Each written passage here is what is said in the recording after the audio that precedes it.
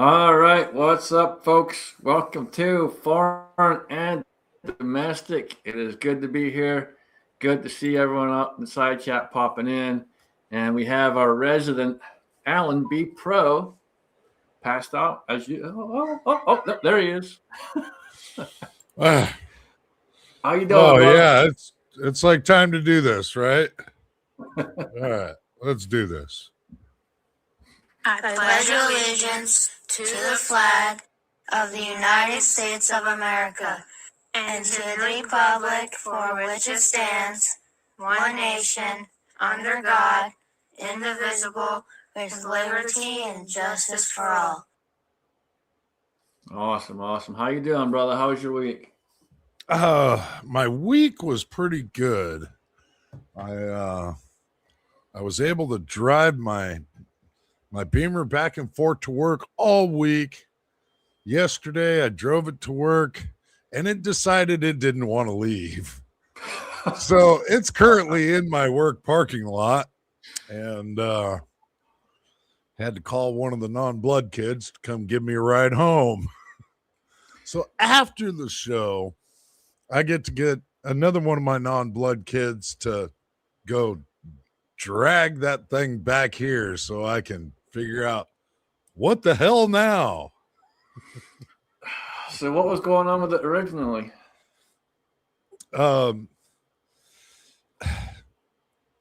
Ultimately, there was a whole bunch of stuff that the computers were telling me was going on with it, but ultimately what it ended up being was a loose pin in the wiring harness for the engine management computer. And so it was throwing all kinds of different codes at me, but it would only do them one code at a time. So it would be like, hey, this is what's wrong. And then I'd go fix that, and it'd go, this other thing is wrong. And I'd go and fix this other thing. And then it would say, and this over here is wrong. And I'd go and fix this other thing. Eventually, I figured out what was actually happening, even though launching the parts cannon at it, it was inevitable. It was going to happen anyway. I actually had the mass majority of the parts already purchased. I just was, because it's a refresher project, I know I'm going to end up needing these parts. So I've just been slowly accumulating parts. Well, I just started launching the parts cannon at it and eventually figured out, yeah, it was a loose pin and it blew a relay for the engine management computer. It's been a little rough to start. Doesn't throw any codes, but once it starts and runs for 30 seconds, it's ready to rock. And I haven't had any further issues other than it was like, nah, you worked on Saturday. I'm not going to. So it just wouldn't turn over or what? No, it's still cranking. It's still cranking, and it's sputtering just a little bit, but it's not giving me any codes to work with, like, at all.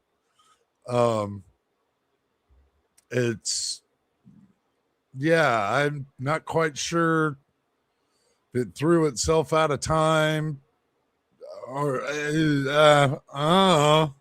It's an old BMW, man. I knew I was in for a project when I purchased it. Yeah, I was gonna say you knew you'd be working on it. I'm getting a reading from the mass flow sensor. I am getting a live reading saying when it's cranking. I don't know. Maybe I've got a bad ground strap from the chassis to the engine. Maybe the crank position sensor, when I replaced it, I didn't quite seat it just right. I don't know. The scanners, ultimately, I've got a really, really, really good scan tool, and I've also got Pro Tools, which is designed specifically for BMWs. It's essentially the same as the dealership software, just in a little bit of an easier format to work with, and you can use it on mobile. And neither of them are giving me any codes. So it's a crapshoot as to where I'm going to go next with this thing. Maybe off a cliff. Yeah. Oh, yeah. Like you said, man, you knew you were going to be working on it when you bought it, but it's definitely turning into a little bit of a project now for sure. Yeah. Spark, fuel, and compression. It's all you really need until a computer's involved. Yep, absolutely. And I mean that in a sense that's part of the fun, but it's also the major frustration factor. I would much rather be doing the fun stuff like, putting new wheels and tires on it, which I actually have on order. And I've already got the exhaust taken care of. I got most of the suspension taken care of. It's sitting nice on the coilovers. Still got to do brakes and whatnot, but it doesn't really matter to do brakes because it doesn't start and drive. Oh man. Rob, what's going on, dude? Well, damn, after that, I don't have shit to complain about. Sounds like he's got the Beamer curse going on. Damn, man. Sorry to hear that. Obviously, you knew what you were getting into.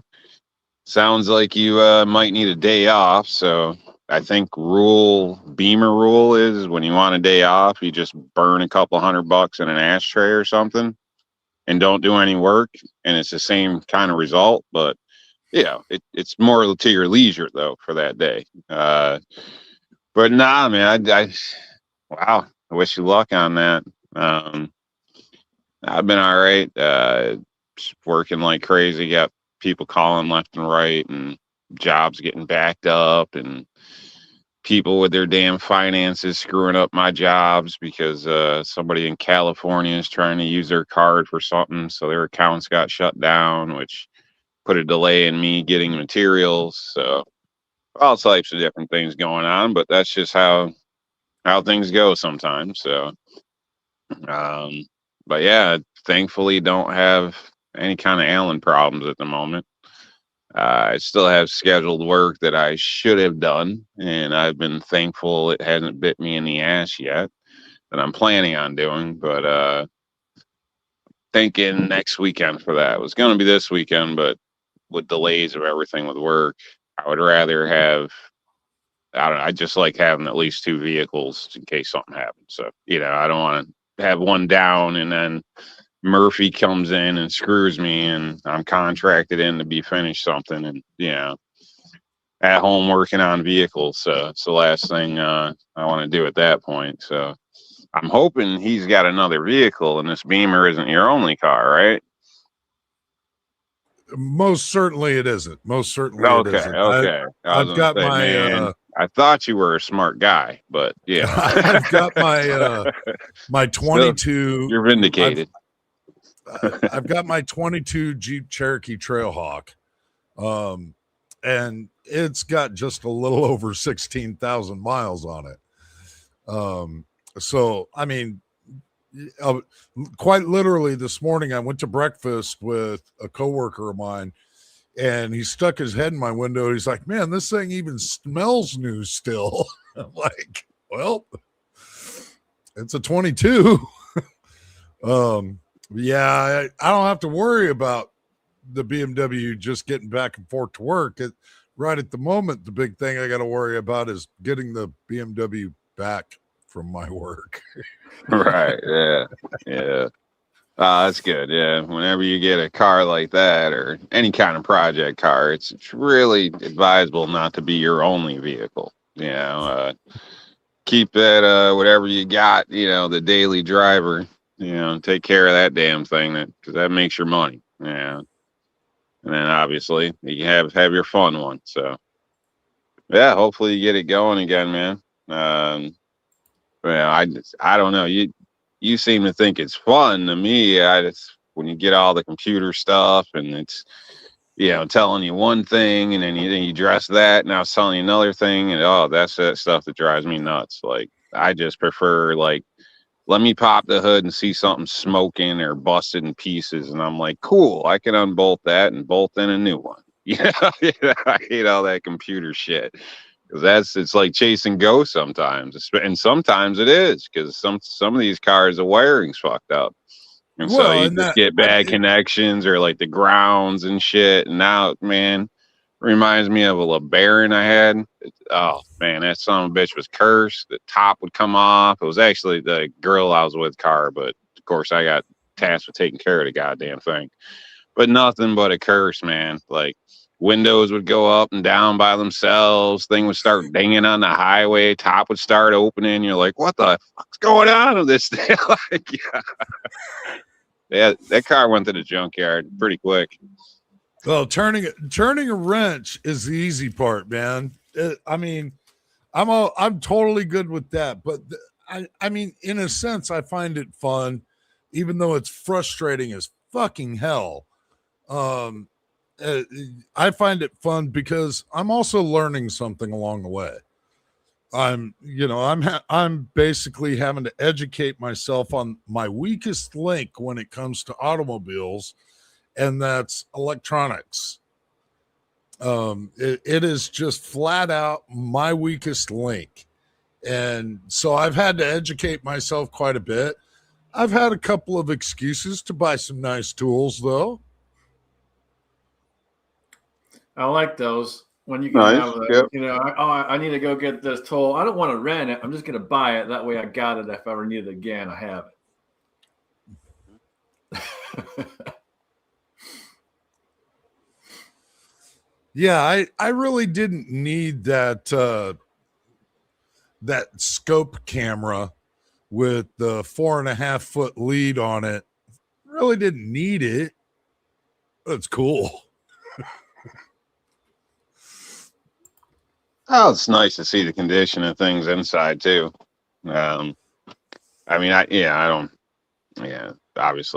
a Beamer. I don't know what that's going to tell you, but no, it is nice to see, condition of your rings, your cylinders, especially if you got something used you're checking out and stuff. So, or at least your cylinder, I should say. So, but it's not G's bad. Comment. I gotta say something, G.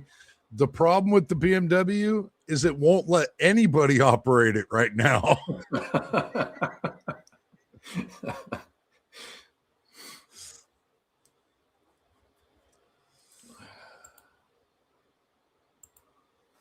Oh, it's that fucking guy. Yeah, sorry, man. I had papa duties that my kids call me. So, but anyways, Ladies and gentlemen, the Battle Bean. What's going on, brother? hey, what's going on, everybody? Oh, the shit show operators here. I'm good, man. I'm blessed. Just thankful for the opportunity and glad that I'm here with all of you guys for Father's Day. Happy Father's Day to all the great men that stepped up and raised their children right. So, Yep, absolutely, man. Absolutely. So, you having any car issues like Allen, or your car's all no, good? see, the thing is, I don't buy a BMW, bro. I buy reliable cars. I have a Lexus and I have a Nissan Frontier. Don't have any problems with my cars. But yeah, I'm sorry you're going through that situation, Alan. But I would never buy a fucking BMW. I don't give a fuck how much they give me for. Well, I knew what I was getting into. I was a glutton for a punishment. I'm just like, literally, when I was going to look at this car, I was like, This is fucking retarded. What am I doing? He even texted me a few times. He sent me pictures and stuff. Obviously, I'm gonna go look at this. You know, I know it's stupid, but it's gonna be fun. Yeah, it's kind of like, going with that girl that you have no chance to, but you're gonna ride that shit anyways and get brokenhearted. That's pretty much the same thing as a BMW, bro.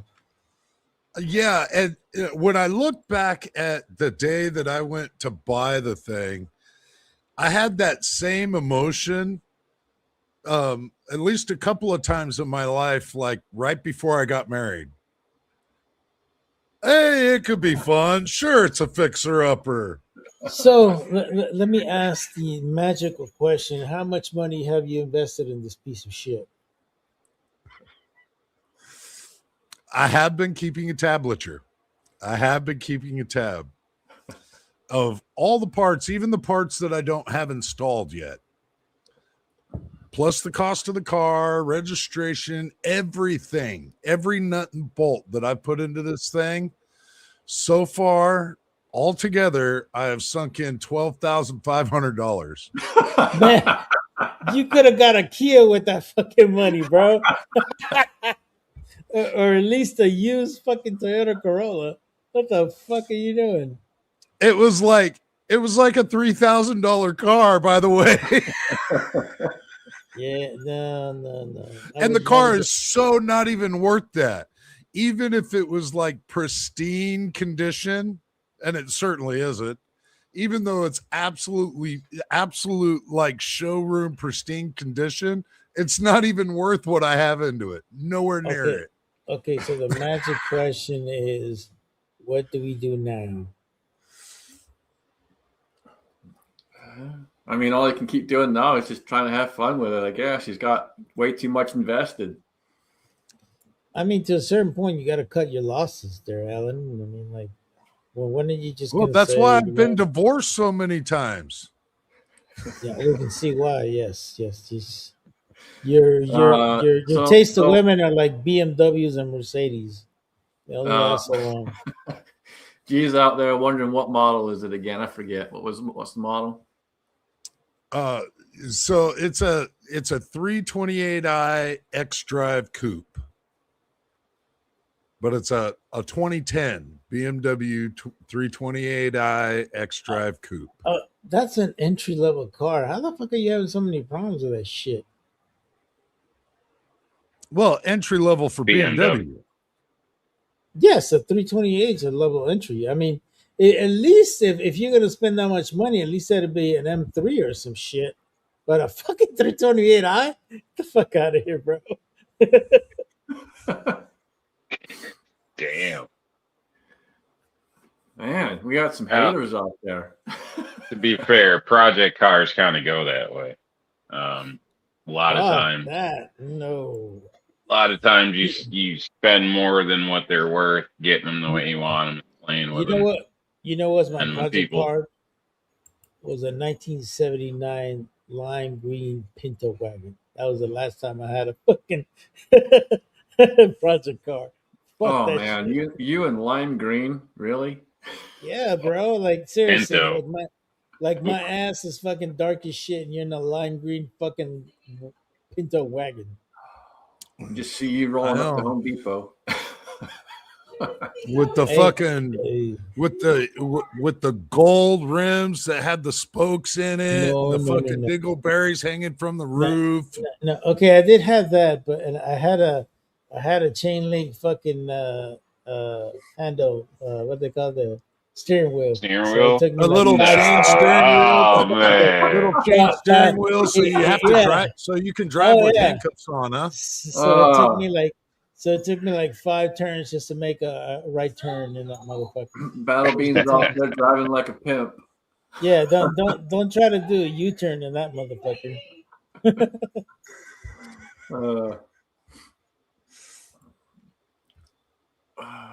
Shocks all wore out in the back. It's fine. It makes it looks like it's got hydraulics, man. It's a low rider. Well, usually you get the project cars cheap to make them how you want them. Yeah. And in doing so, it usually exceeds the going value, I unless think you're I, going I think I for paid. classic. I paid like $300. That's back in the '80s, so it's still a little steep, but I still got about 6 years out of that fucking thing. So not bad, Uh, really. I think I got my money's worth out of that shit. and you didn't burn up, so that's a plus. Yeah, no, mine did not burn up. Mine was actually one of the older, newer type of Pintos, so they didn't have that problem where they burn up. Yeah. The carburetor was actually pretty decent, so yeah, no, it was good. It was man, I can tell you, I might have made some kids I don't know about. Thing. Well, I don't know Yeah, what's worse, one of them Fieros or a Pinto. Oh man, the Fiero's a solid car, bro. Ah, they're firebugs too, though. They burn right the hell up. So I Dude, the mean, Fiero they was a solid car, bro. I That had don't, a and that had a I V8 on it, man. That was I amazing. That's a great car. used to run one. I think me and the guy got out of work at the same time, like daily, and we used to like drag it down a strip about every day on our way home. And Yeah, we were pretty close. I was in a Cavalier Z24 stick at the time, so and he was in that Fiero, and dude, we should have both Fiero been in was pretty jail. sweet. Yeah, oh yeah, Fiero was a sweet car. I like to see Fieros, man. I don't know. To me, it just screamed chick car, man. I don't care. You could put freaking Vin Diesel or Arnold Schwarzenegger in a goddamn thing, and it still looks like a chick car to me. I just I got I more felt respect for a Miata. I felt more refined when I had a Ford Cordova that my uncle used to have. Once in a while, he let me ride it, and I felt like I wanted to play classical music when I was riding that thing. It was so like like bougie in that time, you know. I don't even know if you remember what a Ford Cordova looked like. They were pretty nice. No, no, I know I did drive a Nissan Pulsar, which is similar to like a Fiero. I don't know Oh if yeah, Pulsar anybody was nice, remembers man. those things.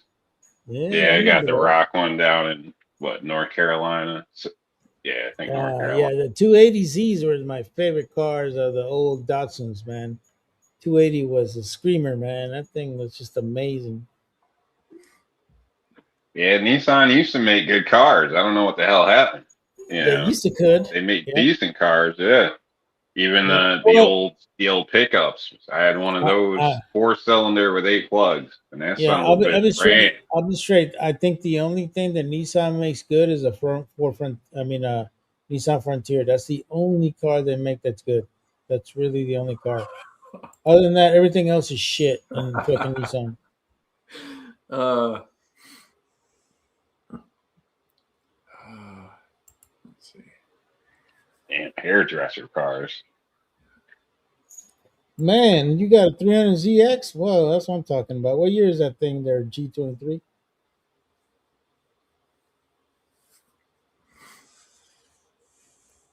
yeah. It's really amazing as it goes for two-door coupes, especially ones that have manuals in them. There's not that much available anymore in the United States, and 300Zs or the Z is because it was the 280, the 240 SX, and then the 280, and then the Then they made 300 the and the 300, yeah. 370, Yeah, which the I never really. 370 is decent. I mean, it was a decent car, but they didn't make that many of them. That car that G23 has is a 85 300ZX. Those things are hard as hell to find. You can't even find parts for that shit. So I hope the guy that doesn't break on you, the G23, because it's kind of hard to find parts on that shit nowadays. But yeah, that was a Say great 80 car, man. something. He says One of the 85. one of Yeah. the things that Nissan did with the Infinities is the G37. The G36 and G37s were basically a Z as a sedan. Yeah, though they were, It's and but it's sad because they don't make Infinities anymore, which is sad. But yeah, those cars, the G30s, were basically a 300ZX with the same engine and everything on them. Also, the old Maximas, like I would say the early 2000, early 2010s Maximas had 3.5 uh, engine on them. Those are solid cars, man. Solid cars. Oh Like the one man, in the first Fast and Furious, yellow one. yep. That yellow one, yep. Those are sick cars, man. I love them.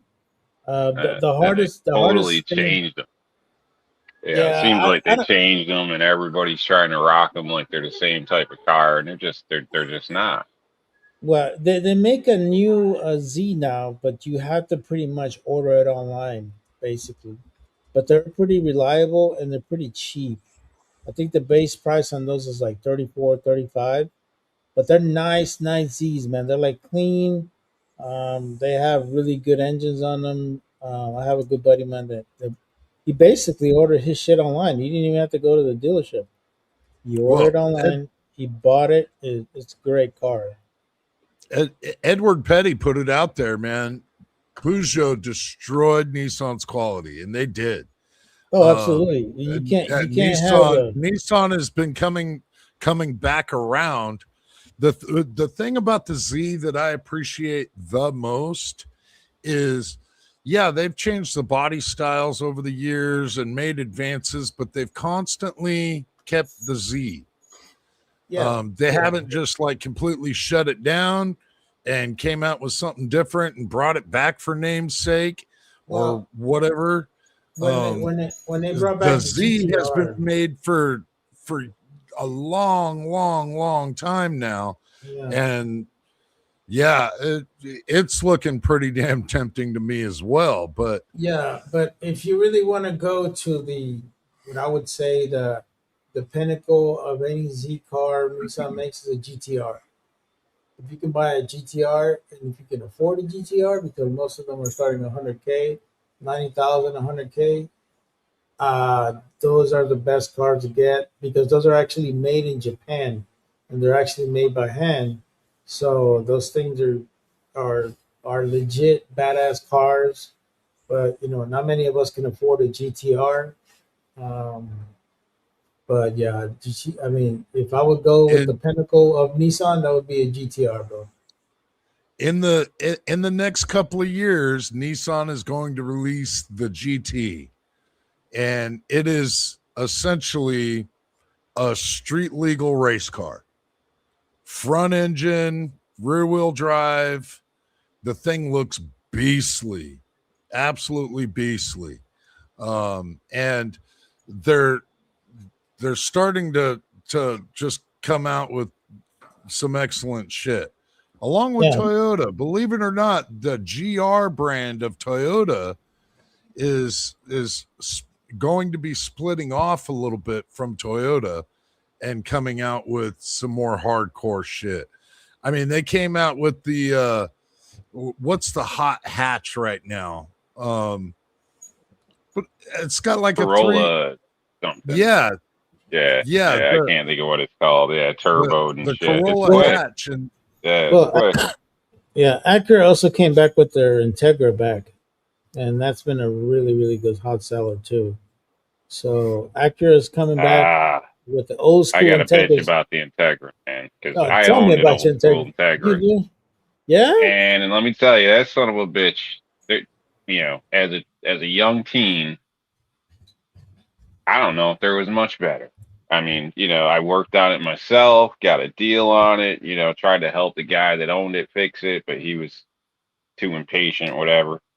It was the stupidest shit. I fixed the car, had it running for like $15, and I got it for 6 months of his truck insurance payments. But anyway, this car was great. Love this car. I did shit in this car you're just not supposed to be able to do. Like, I'm lucky to be alive, not in jail. Like, I'm talking redlining the piss out of this car. Like, and we're still running like a champ. Preludes, all types of shit in the middle of the rain, just whipped. Like, I don't even want to tell you all the shit I did. But I tell you, like, I was one with that son of a bitch. Should have never let it go. I shouldn't have. I miss my Acura. And these new Acura, I don't even get the feeling from the old car looking at this new shit. Don't. Yeah, the hell is that's my grandma's car, dude. Like that's not. They're letting me down, bro. Letting me down. Yeah, it's not. Nowadays, it's tough to get good feeling, especially on steering and control with modern cars. It's just there's too much electronics involved. Yeah, it makes it so an idiot can drive. I mean, not really, but you know, you're just. Well, I mean, it does. The road's It's full different. of them. So. It's just different. You know, anybody can bake a cake, but does it really taste good? Yeah, I don't know.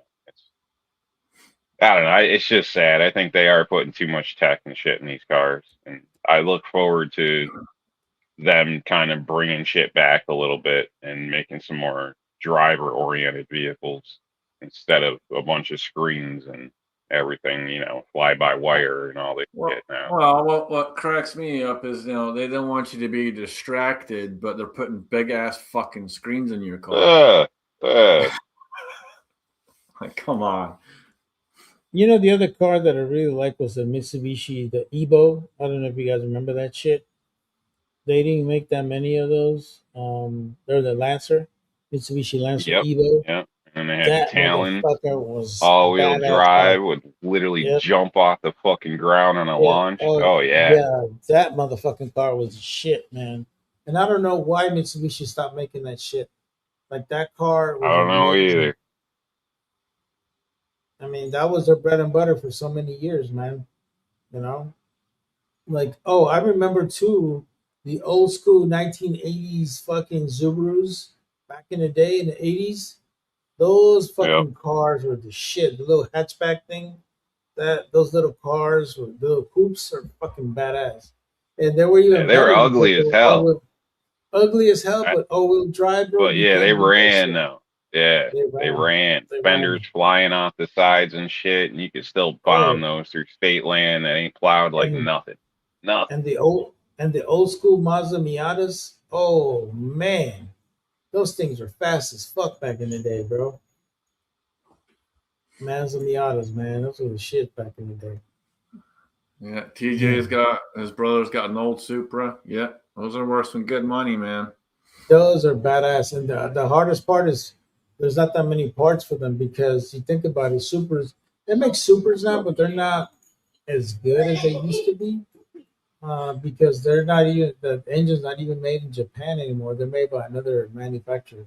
I forgot who the fuck makes them, but the Supras used to be the ultimate badass car, man. I remember when they came out in Fast and Furious. That to me was badass because that really showed that car and how bad it was. That car, the old school fucking 80s Toyota Supras were, man, so badass. Yeah, they're impressive. They just don't make them like they used to. I don't think. No, they don't. And they don't make shit to last anymore. No, I mean, and everything's kind of like blends together. All the new cars, they all kind of look similar. Like you pull the badges off, you're not a car person. They all look damn similar. Like they don't have any personality anymore. I don't know. Even well, yeah, totally. The body styles, everything. I understand the practicality of an SUV. SUVs are just flat out the most practical thing on the road, and so they're all over the place now. On top of that, what happened to color?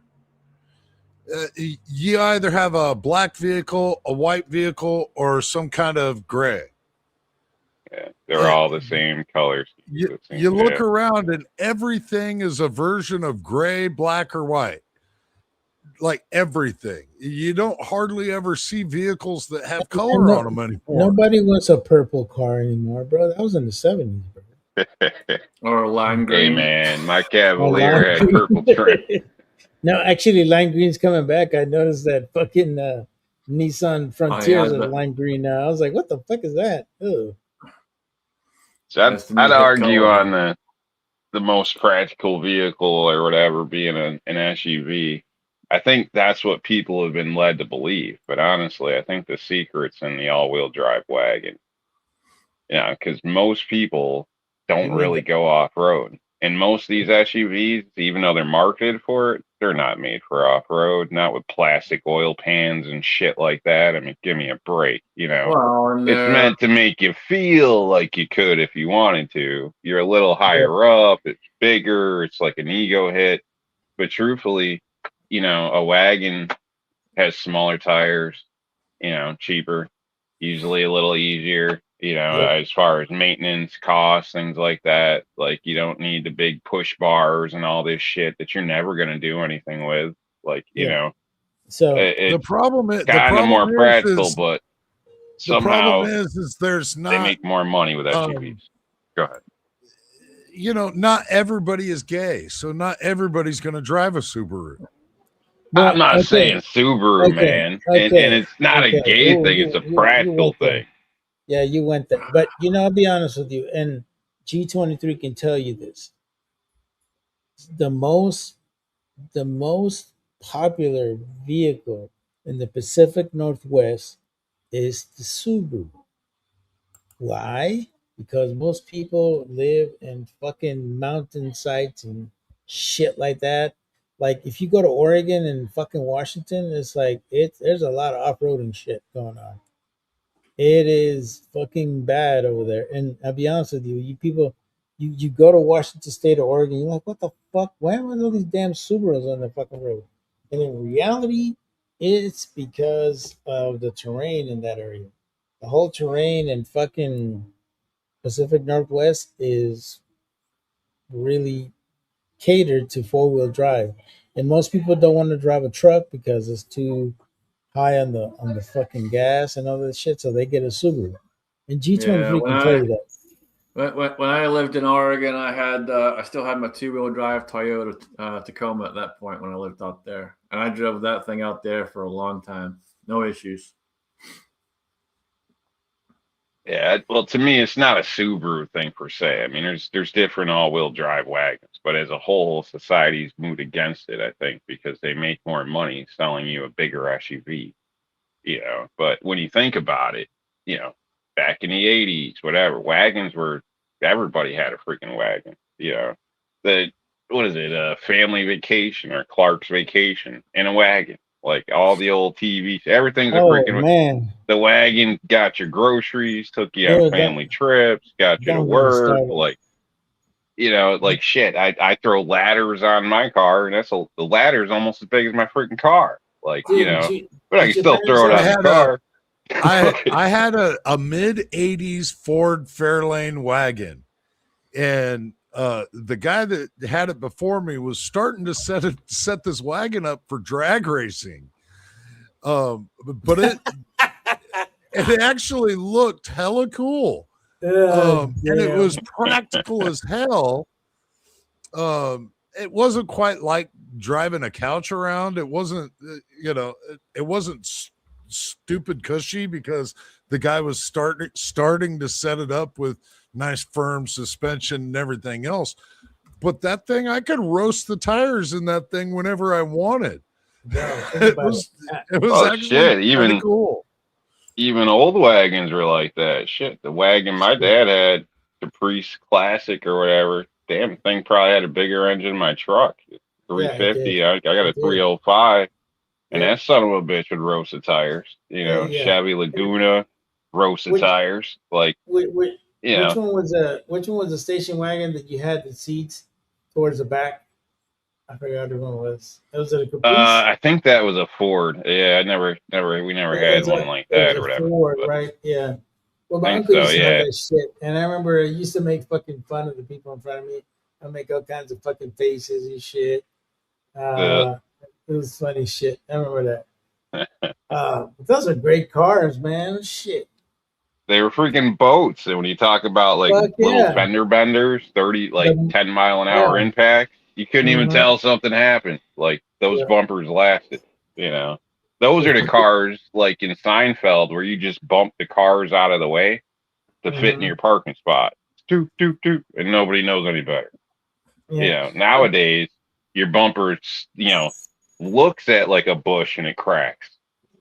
Fucking but Well, and as a practicality stance, you and three of your buddies, you're all getting your gear ready to go to the range or, you know, the end of the frickin' world, a wagon's going to do you fucking good. Yep, plenty of room.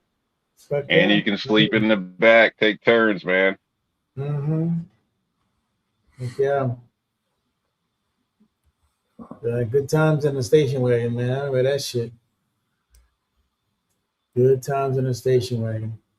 Station wagons are cool back in the day, I man. will state, those older wagons, probably not the easiest to push if you ran out of gas by Oh, yourself. hell no. Nope. They were Not fucking not the heavy as fuck. easiest to get into a city parking garage.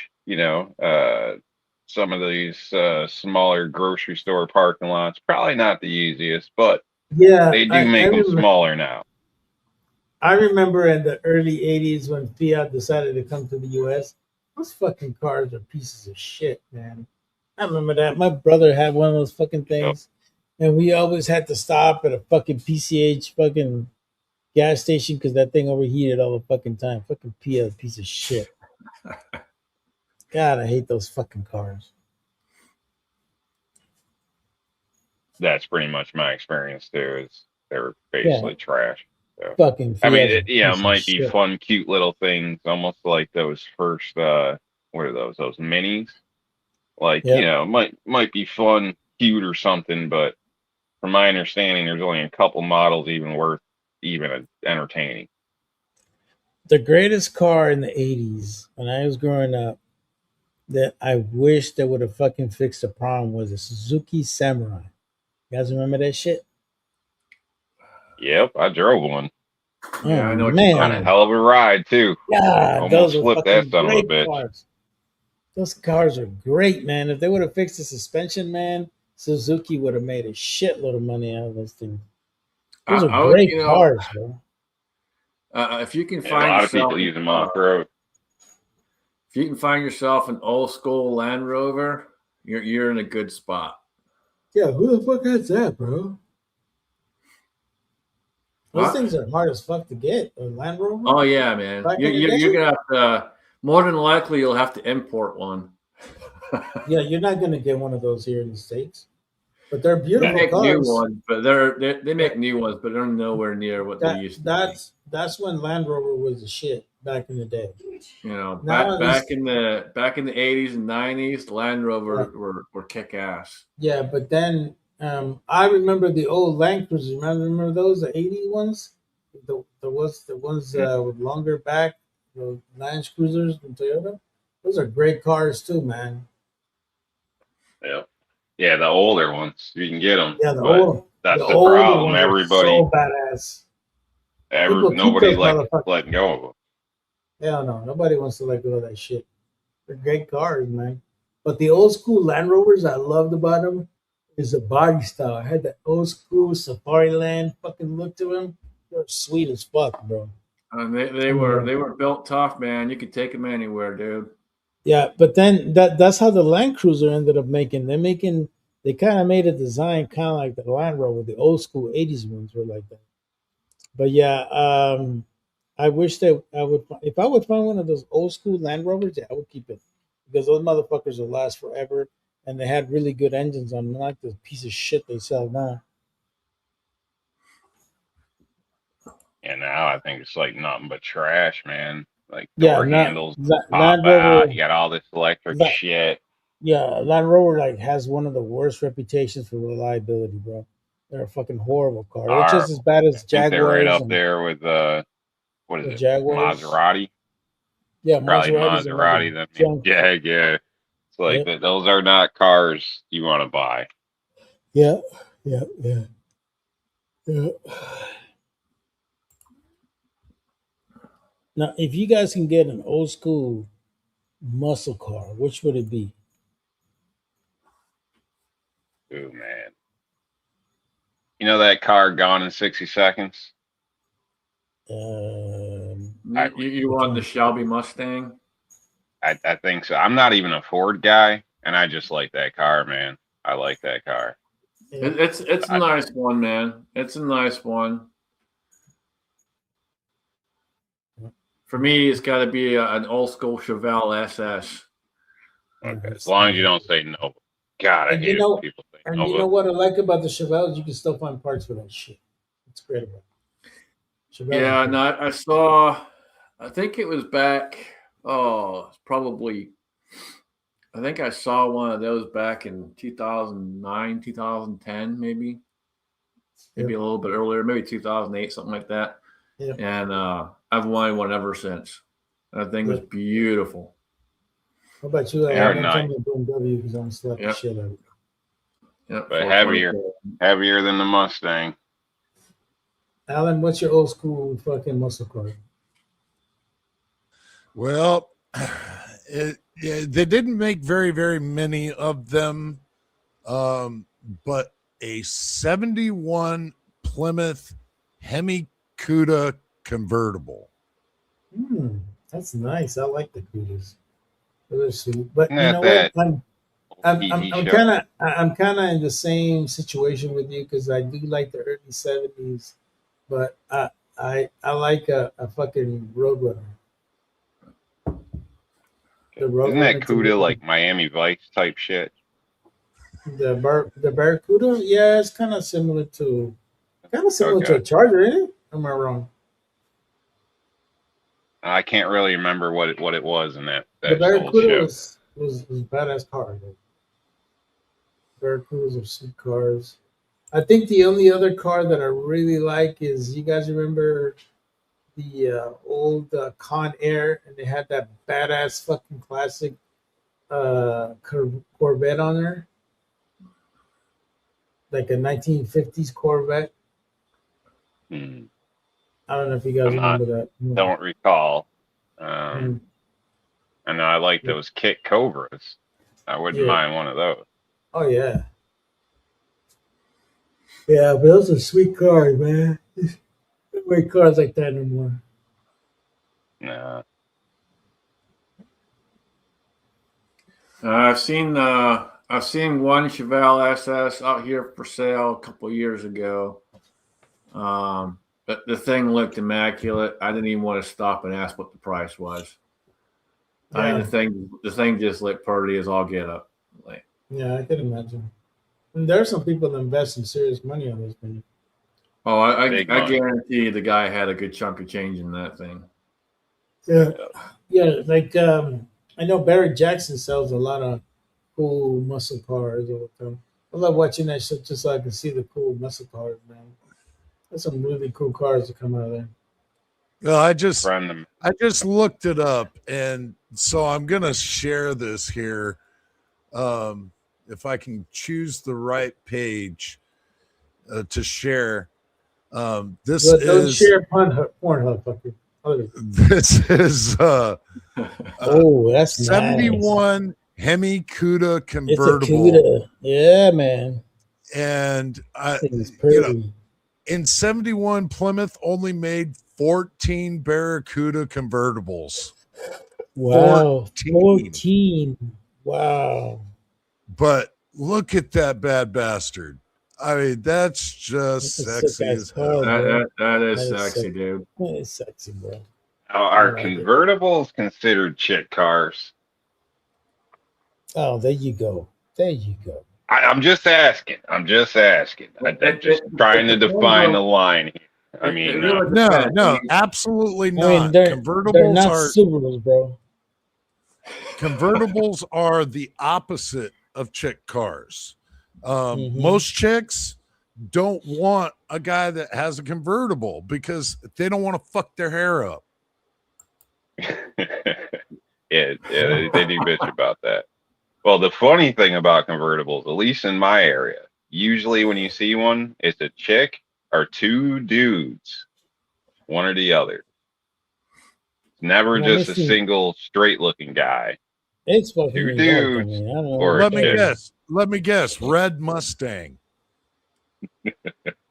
I don't know. See, yeah, I don't know.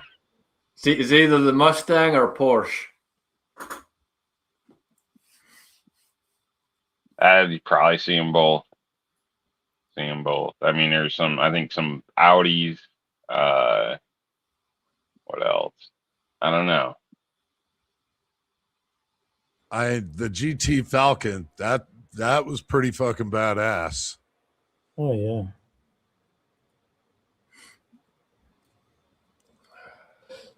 Yeah, it's a shame you ain't got it anymore, man.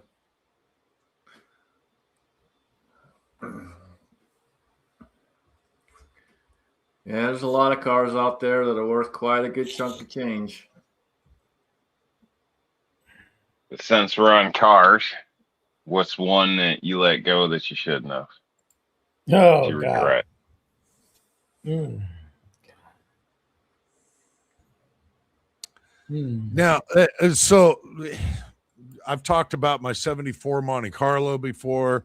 I can't tell you how many Toyota pickups I've owned. My Ford Fairlane. I've owned like every brand under the sun.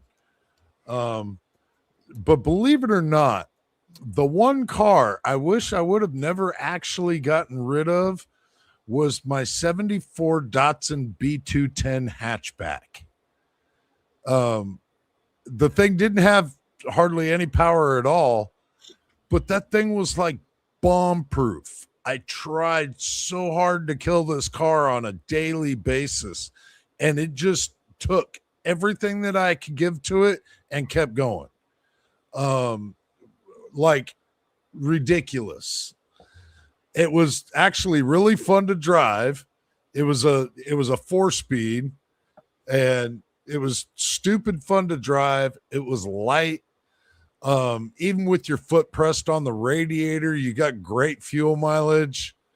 It was just kind of a fun car all the way around and reliable to a fault, even when I was trying to blow it up. I haven't had any real classic cars since I've been here. I'd say the one car I probably would have liked to have kept if I could have was my Jeep Grand Cherokee. I forget if it's a 92 or 96. I forget. But I had the straight six. That thing rang like a freaking champ until I completely, disassembled the underneath from the rest of the car. And they told me pretty much it wasn't worth anything but the engine. So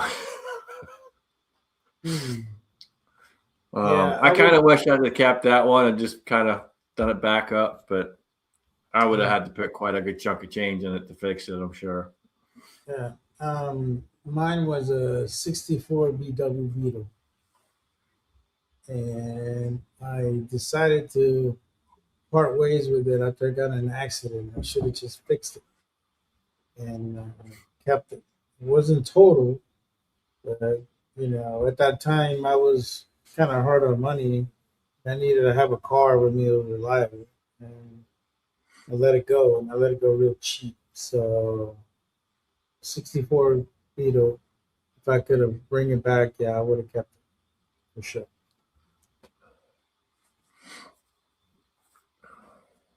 Well, damn. Now I sound lame because I would have been happy to keep my Integra or my Accord, but none of those are special or unachievable cars.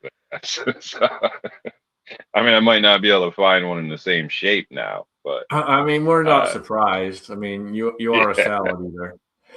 Yeah, I've always liked that underdog shit. But yeah, I've had a lot of good times with surprising people with those two cars. So that's just it's just the way it goes. I mean, I liked my Civic too. So I don't know, but yeah, I think the Accord would have been the longest lasting car. 'Cause I'd probably still be driving it today. I know it was driving around for years after I sold it, and at least for a decade, I kicked myself in the ass every time I seen it. I don't know. Sometimes you just get attached to shit, or you get through something in life, like I don't know, a point or milestone or something, and it's just something that when you think back, I guess, almost like a song, you think back to that car or whatever the case is. So it kind of sucks, but that's life.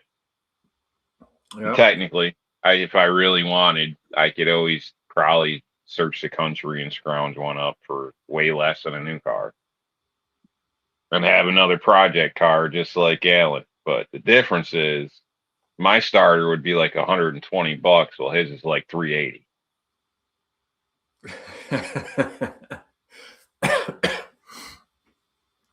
Yeah, I think having a project car is a good thing. You know, we're all pretty good with wrenches, getting under the hood and all that, and it's always good to have a little bit of fun with it. You know, It can be therapeutic. I mean, there's it's always nice. times. There's always times when you're gonna get into a job and you're gonna have a million cuss words and throwing hammers and you name it. But for the most part, it is very therapeutic. It's fun to do. You know, it's just like shooting guns. You go out. Sometimes you have a fantastic day. Sometimes you have a really shit day.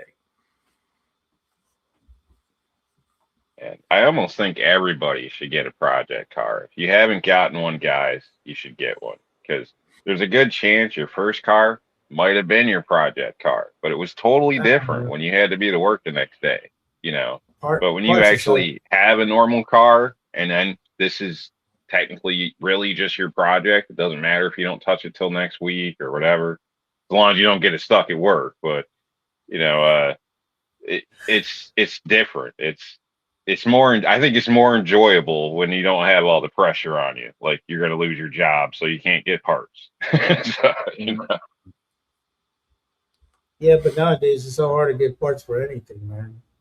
It And can be. It all depends what it is, really. There's a lot of places, more and more places online, but you also got to be careful there too, because there's a lot of places that have popped up that are fake. So you got to be real careful there too. I think it helps if you pick something that's not unique or, you know, hard to get anyway. Like I wouldn't want to pick a project car where there was only 3,000 made, because that's just going to be hell. I mean, unless you're rich. Yeah, but And even if you're rich, going back in our conversation, nowadays, one of the things about a car that's 8-10 years old is, as long as you don't buy something that's really oddball and be a dumbass like me and get a BMW, you can buy a car that uses the same parts as 4 or 5 other cars. They all use the same exact parts. And so your part sourcing is a lot easier. It's like, oh, well, yeah, it could be this car or that car, or, oh, you don't have that. How about a 2010 S10 Chevy S10? Oh, okay, yeah, we got that. Like, it's the same fucking part. All they did, because all the manufacturers are just sharing branding. Yeah, okay, the body might be a little bit different, but mechanically, you're dealing with the same parts. Yep, it's all pretty much the same under the hood. Yep, it's just a status of the change. I got a Mitsubishi inner tie rod to work on a Dodge Neon because I couldn't find the parts for Dodge. And so I was like, well, shit, there's got to be something. And I, searched around the parts rack in there, and it lined right up. I was like, shit, I'll take it. So, that is kind of funny how you can do that. And I'm sure they don't even work together. But, there was a year where they switched it from like male to female on how it goes into the rack. And in that switchover, the Mitsubishi part worked fine. So, I think it was technically a couple bucks cheaper. So, sometimes, you just got to look out of the box. Shit, not half, but a bunch of stuff on my Civic came from an Accord, I think it was. So, like upsized brakes, things like this, all that. So it was kind of funny because you had to know the car when you go to get parts, or else you'd get regular pads for a Civic and they wouldn't fit in your calipers right. So, you had to realize what Frankenstein, pattern you have going on. And but we got a question out there. The new Camaro is any good? From what I've heard and seen, they have been having some issues I know one of the managers I work with has one of the newer ones, but I never really see him drive it. He drove it the first day he got it, and I've never seen it since. So I'm not saying that's a bad thing, but who knows? Friend of mine was looking at one. This is a few years back. The time it was like the baddest one they had out or whatever, and he was sold on getting it, and then he went to register, insure or whatnot, and the insurance was going to be as much as a car payment. So he said, "The hell with that." He was just done. So I don't know anybody that actually has one. Somebody that almost got one until they realized, in New York the insurance was crazy. So yeah, I don't know. That's one of the things with these new cars. Now that the value of even your grocery getter's gone up, like certain states, my state, if they throw a turbo on it, it doesn't matter if it's a 1.3 and it needs a turbo to keep up with traffic, your insurance is going up because now it's a turboed vehicle. So, and then on top of that, anything new is full coverage. So insurance, I'm sure it probably varies in states, but insurance is kind of a big factor to a lot of people around New York. Well, it's a big factor all over, I think, but that's a whole another subject there. Alan, we're right around halfway, man. You want to go through the side chat?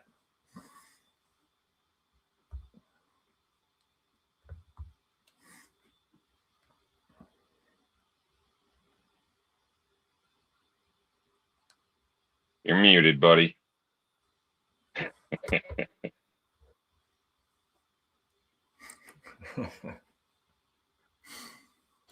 Only been doing this for, 10 years or something. It's like amateur hour, I'm telling you.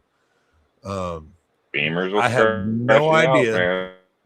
You have one job, fucker. One job. The YouTube's participants list is only telling me Edward Petty, G23, Tom Ollison, and TJ Fishing and Shooting. That is not true in any way, shape, or form. I have no idea why YouTube is only saying that. Maybe because those are the only guys that have been commented. I know Ozzy Osbourne has been out there.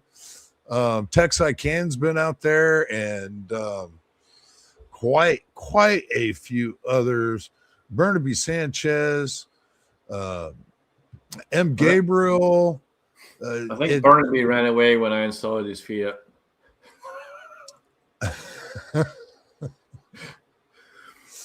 He double dog dared me. Don't double dog dare Scott. You hurt his feelers? God. And he had some fun times in that car, but I'm sure it wasn't very reliable. He probably tested suspension on that motherfucker. That's what it was. Yeah. Wee. I understand it is Father's Day, and so maybe a lot of the fathers out there are out doing the dinner with the kids, or hopefully getting the one thing that every father wants for Father's Day. Appreciation? No, you dumbass, a blowjob. That too, yeah. Not from your kids. What kind of show is this, man? What the hell? Man. Yeah, dude, you went from. No. Kids should know. Kids should know. You never kiss mother on Father's Day. Oh God. Well, that's not a bad advice there, but the first part, man, you got to be careful with that. Yeah, you got to be careful with that shit, bro. Y'all are sick-minded. Oh man, we all knew where he was going with it, and you two had to take it a whole different freaking direction. All I said was appreciation. I think it's hilarious that they both came up with the same idea at the same time, though. I'm with Mario on the appreciation. Yeah. I didn't. That's all that's really needed. Well, hey, you know what? If you get a good blowjob, that is showing appreciation. That's From definitely mom. showing From mom. from mom. Yes, Yeah, mom, from mom. mom, of course. Yes, of Well, course. we're I just Yes. mean, clarifying. This is the internet, and what people makes you make guys assumptions. what And makes you guys Yeah. even contemplate that that's even possible? well, Yeah. I don't know, and I don't think I want to know. it went from Father's Day to blowjob, so it's Yeah, like man. You went there's from no. Disney. You went from Yeah, you Disney got to to have a Vivid, little bro. distance in there. Yeah. Like, Yeah. You went from Vivid Video to Disney, man. What the fuck is wrong with you? He was talking yeah, about having man. some appreciation and getting some appreciation. That's all. Yeah, man. But the way he said it was like, damn, bro. Made me feel like a pervert. Oh my god. Right. Like, Oh, damn, what's hold going on, on here? Tom. Tom, I gotta disagree with you, man. I gotta disagree with you. I've There, had some there, bad ones there too, are though. I some ain't gonna pretty lie. horrific fucking blowjobs. Yeah. Fuck around with the teeth and like, oh no, hey. No. Mm. I'm sorry. I Yeah. just had a flashback there. Sorry.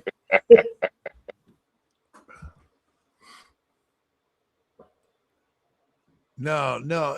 I mean, the fact of the matter is my girlfriend asked me on Mother's Day if she can have a get out of free card to not have to do that on Father's Day. Fuck that. And Oh, then you know damn. what? Then maybe That's you your need to ex, look right? for yeah, that's your ex, right? Please tell me you're not with her. I was gonna say that's a whole well I'll That give you the that get out that is I'll give you the get out of free card, but there's the door. yeah, that's bullshit. Hell no. Don't tell me that shit. That's a selfish bitch right there. And I Damn. bet she still wanted something for Mother's Day too.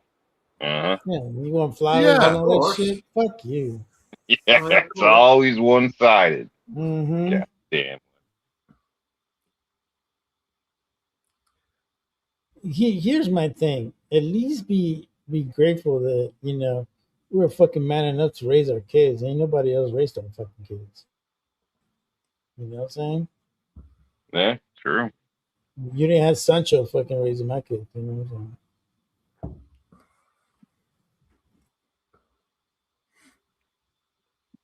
Yeah, they don't make them like they used to. Life just Yeah. ain't a Hallmark movie anymore. No, Never not was. anymore. I don't think. No, the problem nowadays is that they're all entitled and think they should just, get everything they want and not have to do anything to have it. They're creating that mindset and all the younger ones coming up, and they've been doing that for quite a while now. But all the you And see then you different wonder, different posts and stuff from all these girls and that out there, and they're all fucking hmm basically, oh, I'm a fucking princess, and I'm gonna be treated like a fucking princess, and if I don't have this, this, and this, and this, then you ain't good enough. Like the fuck out of here.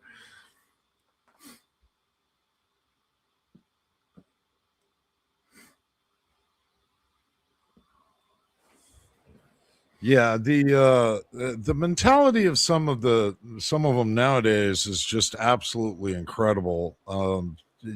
What their expectations are, don't align at all with what they're willing to put into the relationship.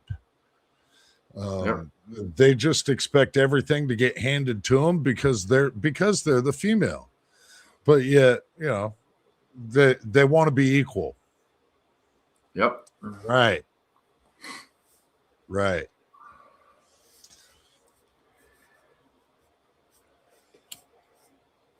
I had to buy my own beef jerky today. You believe you that shit? all do you all know when most countries governments went to shit in the handbasket? It's the same all around the world. It's whenever they allowed women to vote. Every fucking one of them, shit went to hell when they allowed women to vote. I thought you were gonna say when they let disco in the clubs. I'm not gonna knock disco too much. Back in the day, I did okay with disco. I'm not gonna knock it too much. I'm not a disco guy nowadays by any means.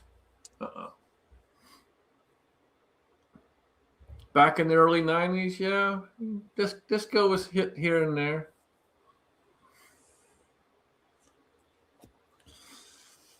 I really appreciated what disco did for female clothing. That was of a benefit to me, but nevertheless, we've talked cars. Now we're talking disco. Anybody been shooting lately? I was going to try and do some shooting. I was going to try and do some shooting yesterday after work. I kind of got a kibosh put on that, and that was very disappointing. I had to pull all my gear out of the car and put it in the non-blood son's truck to drive home. Yeah, I had plans, and it didn't work out for me. Yeah. I went out beginning of the week there, and I was out with the Shadow and did a little bit of shooting with the Shadow, and plan on getting out and doing some more stuff here pretty soon. I got a bunch of 45 Colt going on over here on the reloading bench. Working on that, trying to get that all taken care of and set up.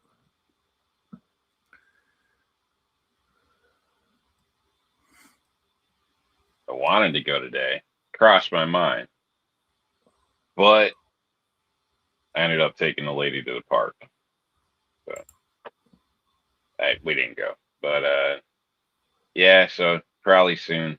I know I need to go through and basically play accountant, run back through all my numbers, run through stock, ammo, clean everything, whether I've used it or not.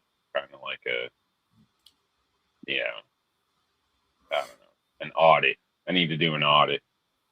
Some things have gotten sloppy where I pulled stuff out and I'm not sure what it was used or not. And my numbers are off in this box or that box. So I don't know where I'm comfortably sitting, and that makes me nervous. So at some point I got to get serious, go through all my shit, clean everything, make a list of things I want to, bring the numbers back up on and kind of go from there. If I'm honest, I've been a little sloppy lately, but lots of work in and out. And when I do get to go out, I'm just grabbing shit and going and not keeping track like I usually do. So I usually keep a tight inventory. I don't know why. I just kind of OCD in that type of shit.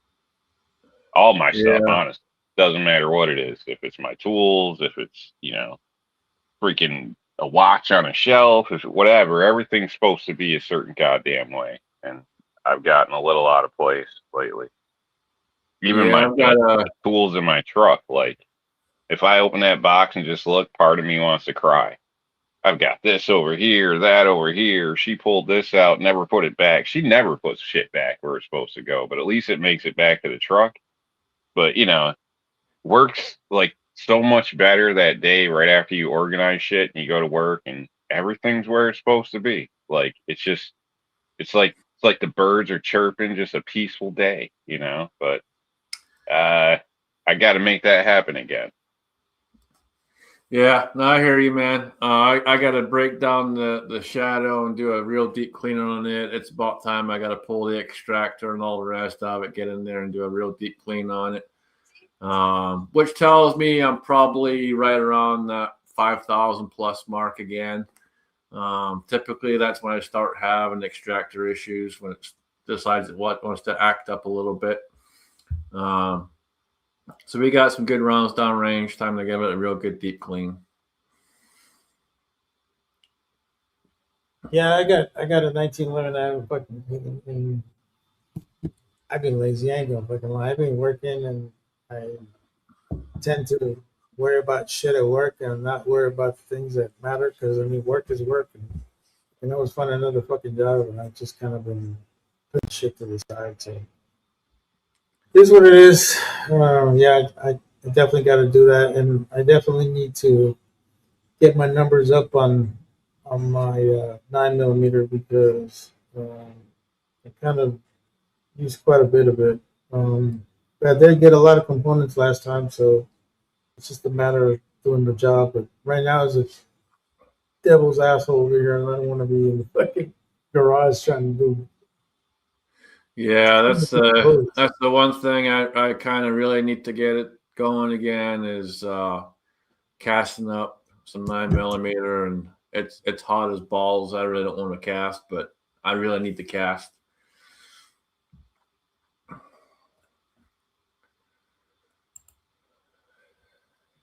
And it's not even got to the worst of it yet, so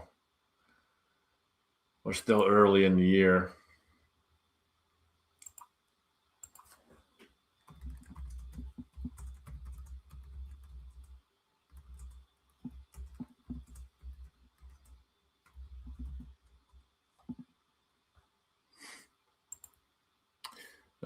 So let's talk about something that's a little bit more fun. I don't know if you guys have been following the World Cup or not, but my brothers in arms, the Tartan Army, showed up in Boston and cleaned Boston out. Boston had to call in emergency trucks with beer because we drank the fuckers out of beer. But the good thing is that it happened in Boston, and Sam Adams Brewery is just down the street. Right. So Oh yeah. No, they were panicking. They were having all kinds of problems. And the funny thing is, haggis is now illegal in Boston, Massachusetts. I wouldn't eat that shit.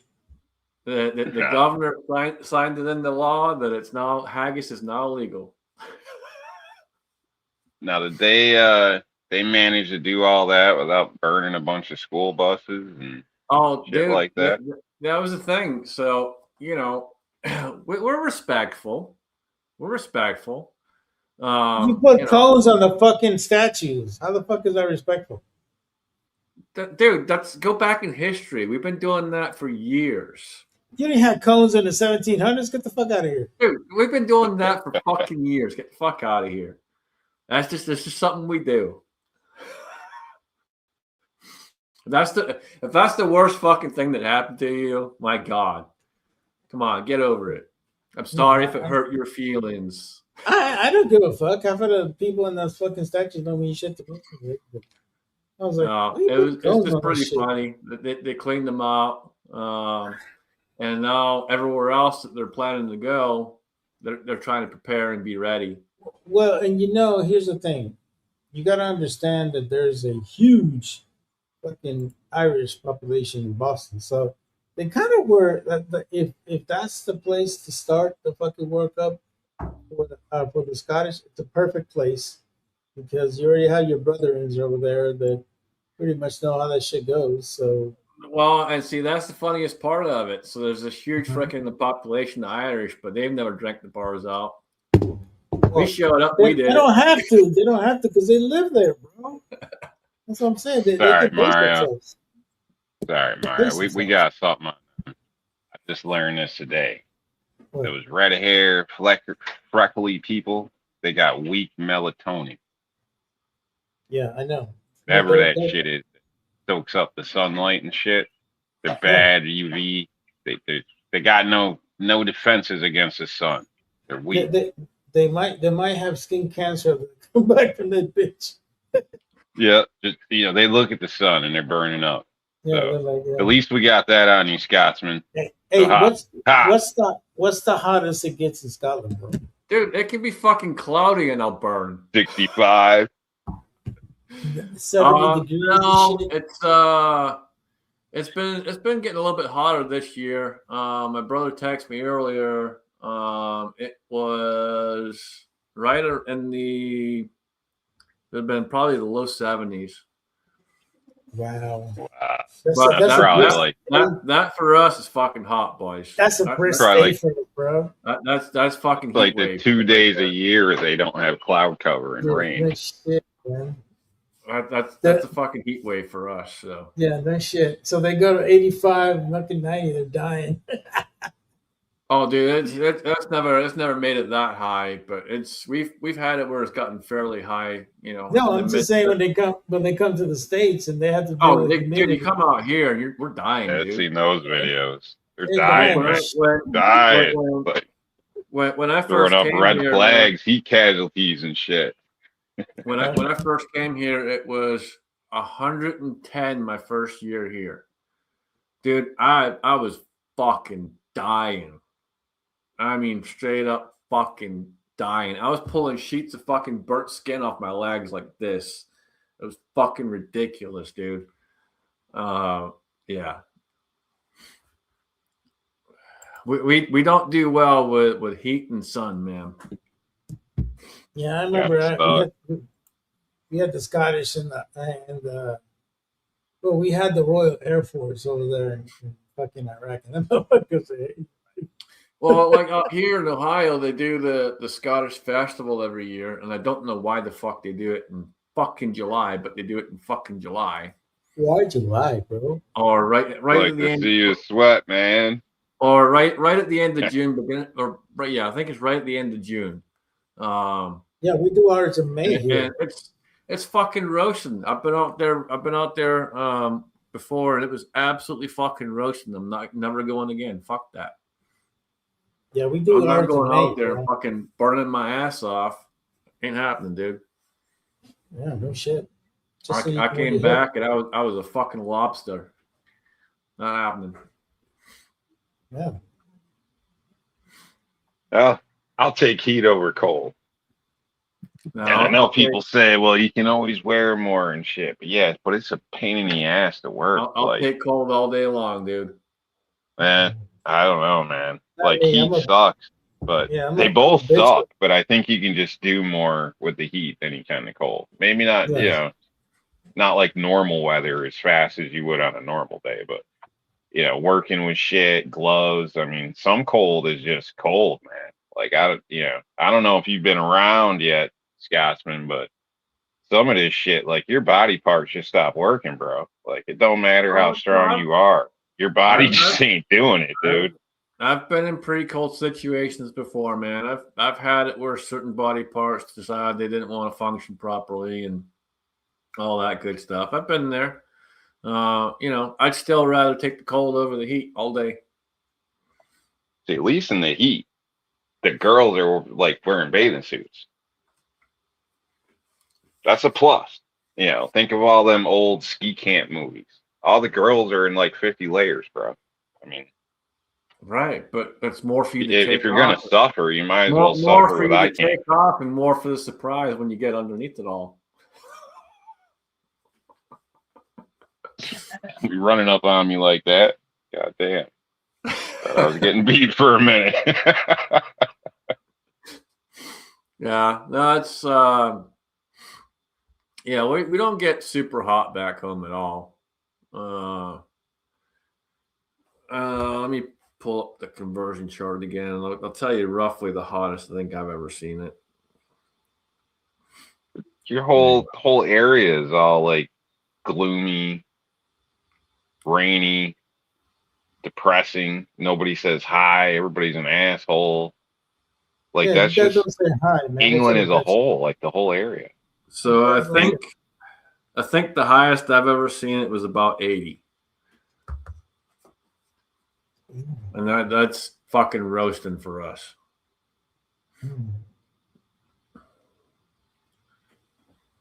So how cold does it get?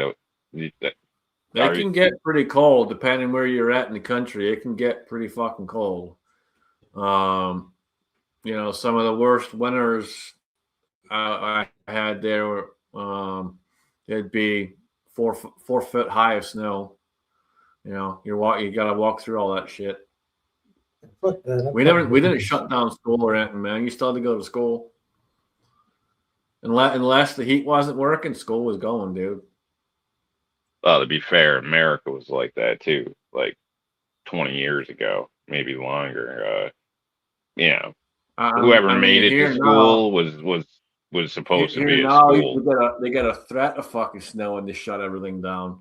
Yeah, Mhm. yeah. Now, yeah, Yeah, it might snow. We're shutting it down. It's crazy. Like I can remember trudging through like feet of snow to get to school, and those were always the coolest days because the bussers weren't making it in. So it Right. was only the people in town. So there wasn't enough people to do anything. So you got to screw around all day, like But if gym, watch movies, all the shit you couldn't do on a normal days. You got to do. if you're closer to the northern part of Scotland, or if you're closer to the coast, you're definitely gonna get a lot colder. Um, where I was right in the center, central Scotland, so we still got fairly cold, um, but nowhere near what it's going to be like if you're up in the northern part or if you're by the coast. They got some really high winds and severe winds, and that temperature drops real fast. I remember I was out hiking I went hiking one year, forget where exactly, but I was out in the Highlands, and started fucking pissing down rain, fucking high winds, you name it. And the temperature probably dropped fucking 20 degrees within 5 minutes. It was crazy. And that was one of the ones where I couldn't feel my fingers for a little bit. They were that fucking cold. Yeah, we'll get weather like that in my area. Sometimes it could be hot and sunny in the morning, mid afternoon it's raining, and then depending on season, it might start snowing by evening. So it's the craziest shit. Or it'd be 70 all day and snowing at night. It's kind of weird, but this area there's a lot of hills and valleys, so I can recall times where I was 10 minutes up a hill plowing all day and come down the hill, and like people are running around with shorts and shit. And like this isn't like, the Alps, or I mean, it's not like Colorado or something. We don't have that type of elevation. But just a Right. little bit of a difference, and it's a total different ball game. Like it's Oh yeah, snowing all huge. day on the hill, and down the valley people are playing in the park with shorts and shit. So Right. Yeah, it's crazy. like where I'm working now. We don't have AC in the building or anything like that. It gets pretty warm outside. It'll be 20 plus more in the plant.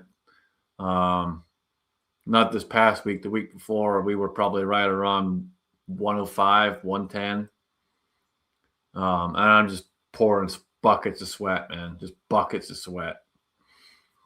One thing I will say that's like, and nobody will argue around here, I don't think, is like those hot summer days. If you go out of the city, and out to the country anywhere, like almost as soon as you leave the city, you just instantly get cooler. Like it's 10 degrees cooler. Like the city, all the ACs, the blacktop, the buildings. Like I swear, it amplifies the heat. Yeah. It's So we're done for the easily you city. can tell. It'll always be cooler out of the city.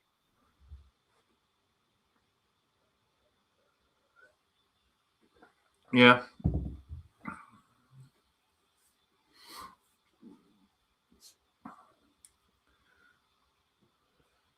You guys got any plans for the 250th Independence Day We're gonna get drunk. extravaganza? Get Get drunk. Well, drunk. Yeah. I hope everyone, and I'll throw another reminder out there. I hope everyone will get their video done for Let Freedom Ring. Remember, folks, it's 5 o'clock Eastern, and we blow up YouTube and just let them know, hey, we're celebrating our freedom. So I hope everyone will get out there, make a video, get your videos done, get them ready. Southern Mandarin. God.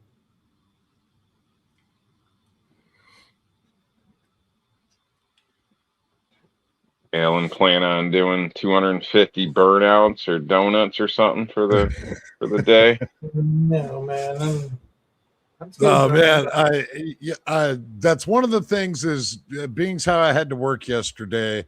Um, my coworker here, I typically go over to their place, do the fireworks, have the evening over there.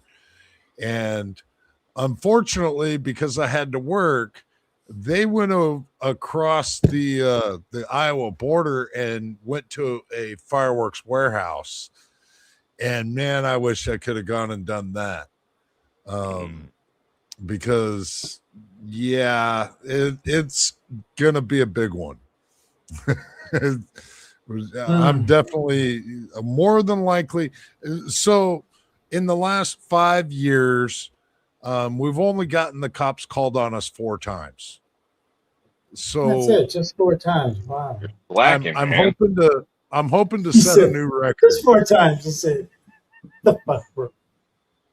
Shit, I can remember. You know those little shit. I can't remember what they're called. They're little plastic things, and they got a wing on each side. You light them. They're usually yellow, blue, and they like fly up in the air. I can remember hanging out at the house. You know, kids were young, shit like that. Everybody in the neighborhood doing their thing, and we're lighting them off like a son of a bitch. Because you can go over to PA here, buy like warehouse stores, buy whatever you want, you know. And we're lighting those odds, having a ball, and all of a sudden somebody's screaming, "Cops! Cops!" Everybody's taking off running, and I had just lit one, and all of a sudden, dude comes flying around the corner, headlights out, you know, trying to be all sneaky and shit, and stops right in front of me. And I just look over, and as I look at him, the goddamn thing lands and smacks off his cop car, just bam! Like, gosh, yeah. Wow. So everybody disappeared. So now I got to be the responsible dude. Like, oh, sorry, was that illegal? So you're double plus you're black. And help. Yeah, he was cool though. He gave me he's like, yeah, that fire over there is illegal. Yeah, we seen that from across the street. Like, you should probably do something about that. I'm like, I'm right on it, sir. Sorry about that. Like, and he just drove off. Kept me a break. It was crazy though. But yeah, it's funny. Like, I always end up being stuck being that guy. Everybody disappears, and I'm the one holding the bag. Like, what the hell? Because you ain't fast enough. All those salads are weighing you down.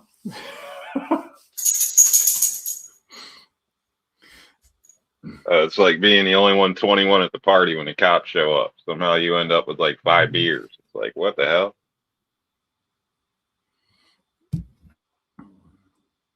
Or, you know, a kid when your parents are out fishing and nobody's got a license, and you end up with 3 poles.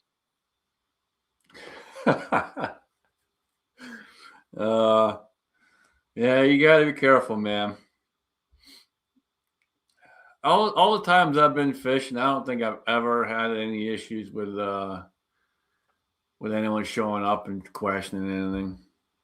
But they around here, like they wait in the bushes, and they top out, and they want to start questioning people, measuring shit. They're real funky around here. They walk right on your goddamn property and start questioning. The only time I kind of had anything like that was when I lived in California, and we were fishing off the wharf doing crab fishing. They kind of hang out around that area because they know that people are doing a lot of crab fishing, and you're not allowed to transport live. So you got to make sure you either cook them up right then and there, or kill them right then and there before you transport them. And they may have changed the rules and regulations now. I mean, this was a long time ago, but back then it was, that was the rule. And so you'd always see a few of them hanging out and just checking people here and there, paying attention, watching people on the wharf, seeing what they were doing. But that's really the only time I've really ever seen law enforcement kind of around when fishing and anything like that. Really didn't see them too much anywhere else that I've been fishing. It's good. I personally think it's kind of bullshit. I mean, I don't understand the whole system. I'm not an angler, but kind of seems ridiculous. You got to pay to go catch a fish. I mean, if you're doing it as a business or something, I don't know. Yeah, then I can Oh, understand maybe, but just, it's like everything else in the I system. don't know. They got to have you in the system with a license. They got to have you. Everything is all about the system. It's Hmm. not about you having to pay to go fish. It's about you being in the Right, system. right, and that's why kids can fish for free. Not a problem. They don't need a license, even though the kid might be the best damn fisherman there, and the parents are just taking them to go fishing. But it's kind of weird. It's like I don't know. Shit, basically just like you said, like, is it really how many fish are brought in, the size, when, or is it more just control, pay us Huh. money, we want to be in your business? It's just control and pay us money. That's why as soon as they hit a certain age, now they have to have a license. If they're out there in the workforce, now they're taxable. Now they have to have a license. That's all it is, dude. Keep you in the system, keep you broke.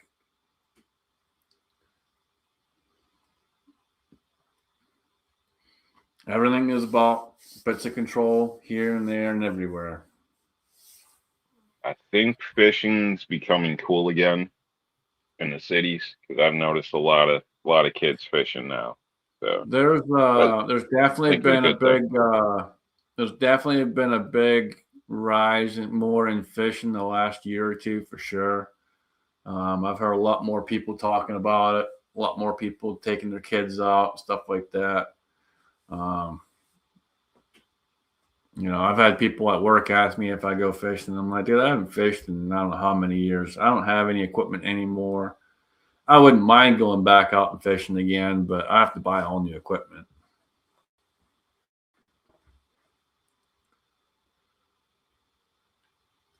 Yeah, I was never big into it. I went a lot as a kid because that's just what we were doing. Um, but I was never really into it. I don't really mind. I don't think as an adult, but honestly, I think it's more of an excuse just to get the boat out and drink a beer.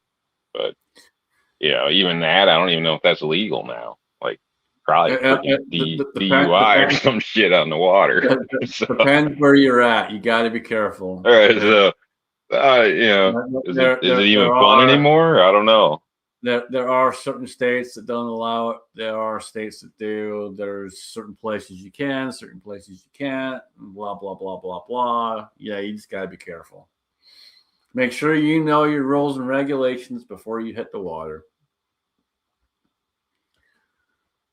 Definitely. Well, and that's one of the reasons why I don't actually fish. Not only I have to go out and buy a permit, and here in my state, you have to have like special endorsements to your license to like all these different species of fish or some shit, and every single one of them costs you more money. It's like, Oh, come damn. on, really? Nickel and dime you. If I go out and I catch a carp, but but I have a trout license, I'm getting dinged. Then they can hammer on me. It's ridiculous the amount of rules and regulations that involve around fishing.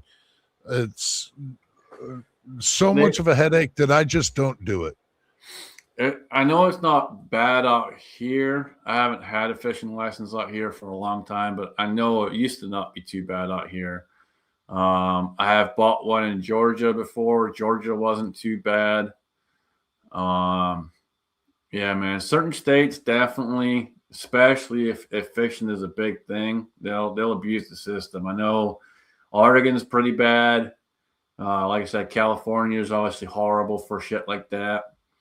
Um, yeah, you just got to be careful. Well, there's a caveat to California. If you go on the fucking pier, you don't need a license. You can pretty much. I've gotten fucking everything out of the goddamn pier. Yeah. I even got a fucking octopus once, a baby octopus. I threw that motherfucker back inside. But you can catch anything in that motherfucker. Really Yeah. can. Yeah, I wouldn't mind getting back into fishing again. Like I said, I just have to buy all new gear and shit and all that. But That'll be sometime down the road. I know what I like. I know kind of the things I'd want to get again. I'm not cheaping out. I know, you know, I've had cheap rods and reels in the past, and I know the ones that I prefer to have, so I'm not going to go cheap. I don't know shit about shit. Like I could fish. I taught my kids how to fish. Shit, my son was a noodler. But basically just a base survival. Like, I know it's almost like anything else. There's a whole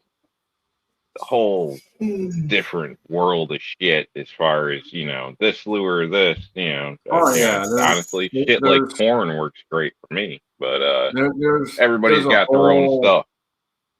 there's a whole Yeah, different ritual. thing going on for depending on what you're fishing for. I mean, shit, you go into a bait shop, or a big retail store, you're just gonna have aisles upon aisles of freaking different lures, baits, you name it, dude.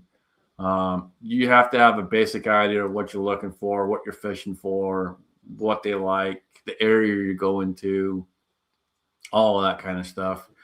Um, for me, the only thing I'd kind of have to really uh, retrain myself on would be more of the fishing knots. I haven't done any of the fishing knots in God knows how long. Yeah, but that's easy. It doesn't take very long. Yeah, it's not hard to pick it back up again. That'd just be the only thing I'd have to kind of work on. But yeah, other than that, I still kind of know some of the lures and stuff that I used to use back in the day that worked pretty good for certain fish. Um, I don't know the area out here that well for fishing, but I know people out here that do fish, so I can ask them, get a good idea of what I'm looking at. Yeah, but the Midwest, you get some really good fucking bass, though, man. You get some beastly bass on that. Yeah. And there's a couple Well, people. I There's a my couple people all my work. non-blood kids, I taught my non-blood kids how to fish, and that I never actually had a license in this state. I didn't need one. They didn't need one. They were all under 16. And so in my state, it's 16 years old. You can fish up until you're 16 without a license. And, but you have to have like license for different individual fish. Well, I'm going out to fish not only to catch it, but I'm going to eat this own bitch. I want to catch something that I'm going to be able to eat. And so it was I still had the knowledge because I kind of grew up. My dad was a fisherman. That was one of the few things that my father and my brother and I would do as when I was a kid growing up, was going out fishing. And so I do still have the knowledge. I'm not proficient in today's standards, I guess, because you walk Oh, man. into like a Bass Pro and it is absolutely insane the amount of different baits and lures, and the equipment has advanced significantly beyond the point where I know even how to really even deal with it. Hmm. And I Oh hear yeah. a lot of brands are like different names, but they're the same type of brands or the same qualities. Like there's a few companies that Yeah, put out and like all that 30 different shit is made brands. in China now. Yeah, so basically you can easily not know, just go in there and think you're buying something nice, but it's just another junk rebranded piece of shit. So Yeah, yeah, you have to you have probably some really gotta idea. talk to somebody. Yeah, You, like you have to have some idea of what you're looking at. Definitely talk to people. Um, the people. It depends on the store, but typically most fishing areas and stores, the people that are in that department are usually pretty good about actually guiding you in the right direction. You obviously get the odd one here and there that are assholes and just don't really give a shit and sell you whatever. But um, in my experience over the years, most of the ones I've ever been in, they've been pretty good about trying to steer people in the right direction. When I start going for anything that I don't really know and I ask somebody, especially if it's somebody that works at a store. I'll always ask them why when they recommend a brand or something. And because sometimes I think people do it just because that's what people buy, but they don't really know. You know what I mean? So I want to know, is it really worth my money? You know, is it made of something different, something wrapped a different way? You know, is there any proven difference with this brand versus this brand? You know what I mean? Right.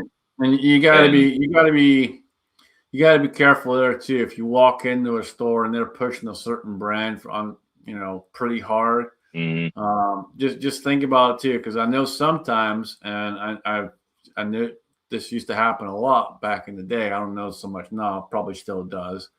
A company would come in and they would pay so much to have a competition for the employees who sells the most of this particular brand. And, so now that all the employees are out there fucking trying to sell this one brand just because this company's coming in and said, hey, we're going to do this for the employees, XYZ, then they can get this, this, and this. And so you got to be careful if you walk in and they're just strictly pushing one thing. Really kind of ask the questions, just like you said, Rob. Ask the questions, man. sounds very similar to those candy bars they're always trying to sell at the damn Family Dollar. Yeah, I don't know if you guys realize that they're always pushing candy bars up there. Family Dollar, General Dollar, like, would you want these? They're on sale 2 for something. The employees, they're like, get, are in some type of competition. What store can sell the most or whatever? That's what one of them told me. But that's kind of funny. I always say no to that shit. Truthfully, by the time I'm at the register, I've already committed to what I'm buying. So at that point, you telling me, oh, I should get one of these. I'm like, are you crazy? You're trying to fuck up my whole order. Like, no, I'm not buying extra shit. So I probably got like a candy bar in my basket anyway. So All you gotta do is turn around and tell them, hey, I'm a cheap bastard. I already got all the shit I want. yep. But yeah, I think sometimes people, I think it's like anything, even in the gun world. You ask G23 what kind of gun you should get, he's going to tell you a Glock. So sometimes people have some bias, and sometimes it's just a popular thing too. It happens in the gun world too. There was many times where they say, hey, if you guys sell X amount of these, we'll give you a gun for the store, and you can decide how you want to do it, but one of the employees can win it. I always told my employees, it's fine if you want to sell that stuff, just make sure you're actually doing it for the right reason and not just because you're trying to win a firearm. If something else fits the needs better for that customer, then talk to that customer and get them into something else. Don't just push it just because. There's no guarantee you're going to actually fucking win anything or anything like that. So, be fair to the customer and be truthful, and don't just sit there trying to win shit.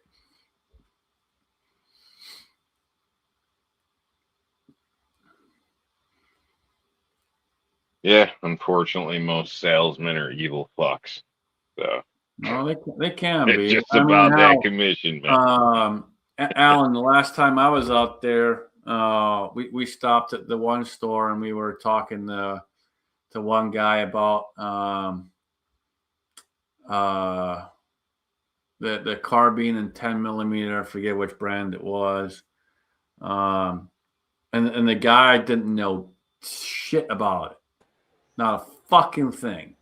And he's sitting there fucking just trying to give me and Alan a fucking spiel about this thing, and he doesn't know nothing about it. Yeah. I was like, yeah, okay. If you just don't know anything about it, guy, just tell us you don't know really anything about it. Why people can't take ownership of what they do and don't know these days, I don't understand. Yeah. No, and the sad part was the other guy behind the counter comes up and then starts supporting this other guy's bullshit. just so he doesn't look like an idiot. That's weird. Just. But You don't nowadays know. you can fact check everything so well, so it's kind of stupid. We weren't Like, even asking hard questions. The questions were simple questions. But like the guy was having problems just pulling the gun out, clearing it, and all the rest of it. He was having all kinds of issues. Trying to open the stock and all the rest of it. He was, yeah.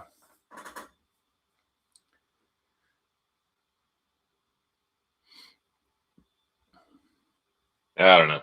I don't think anybody knows everything about anything, really. I think even across the board, a lot of products evolve. There's something new that comes out every day.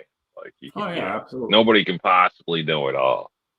The key is, in my opinion, being able to get the information. Not lie or customer ask you about something. I'm not familiar, but give me till tomorrow and I'll get some information on it. You know what I mean? Yep, It's so much better than lying and acting like you know something you don't know, and they can sniff it, and it's just it just spoils the whole punch. Like it's no good, no good. Yeah. No, Now everything's in question. I had plenty of times where people would bring something in I hadn't seen before. I'd say, hey, let me take some pictures of it, and I'll send you on your way, and I'll call you in a couple of days once I have a little bit more information on it and kind of have an idea of actually what I'm looking at. I don't want to just throw you an offer and not be a good offer. If I can get you more money, I want to get you more money. So, there's plenty of times I did that where I just take pictures of it, say, hey, call you in a couple of days, and I'll let you know what I can come up with.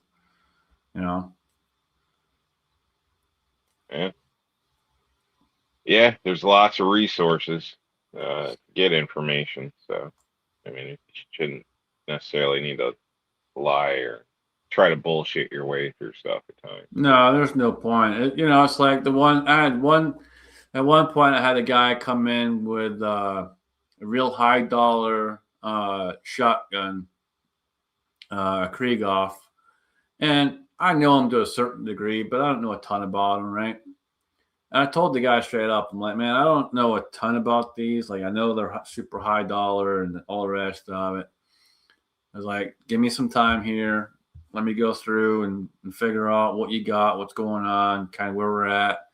And I probably spent a good solid hour and a half, 2 hours with the guy, maybe a little bit longer. And he was fine. He wasn't no rush. But he understood that, hey, I need to do my research, make sure what I have in front of me, and come to a fair value for him and a fair value that works for me that I can resell it.